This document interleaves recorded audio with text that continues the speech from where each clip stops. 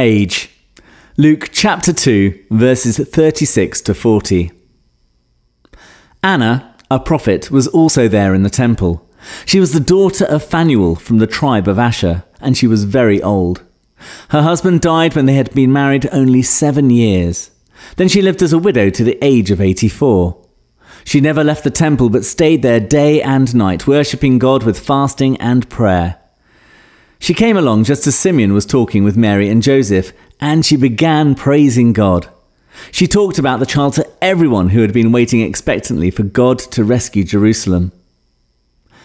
When Jesus' parents had fulfilled all the requirements of the law of the Lord, they returned home to Nazareth in Galilee.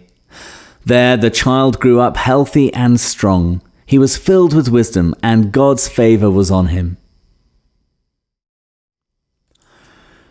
Widows get quite a mention in the Old Testament, that is, the Hebrew Scriptures.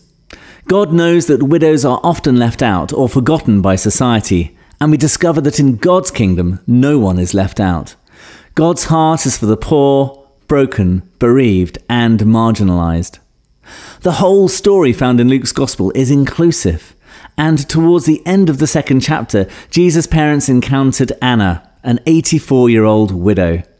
She was in the temple day and night, fasting and praying. This means she was waiting to see the liberation of Israel at the hands of the Messiah.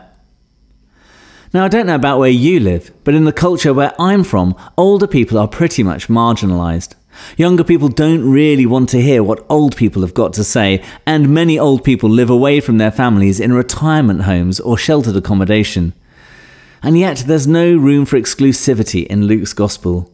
It's for everyone, and God affirms that everyone, no matter what age, gender or age, can fulfill a ministry and join in with God's mission in the world. Everyone. It's difficult for us to lose our preconceptions, but as we grow in our faith and as the Spirit directs us, we begin to see the world as God sees it. We begin to see people through God's eyes. Can you think of an older person, someone who perhaps people don't listen to, or someone who is marginalised? Make a plan to speak with them or visit them soon, and do this with an expectation that God will speak. Holy God, help me see people as you see them, and not to judge people based on age. Open my heart that it might be inclusive, welcoming, listening, and embracing to all, this day and forever. Amen. Why do you think Luke included this story about Anna? And how in our society can we support and encourage those that are elderly?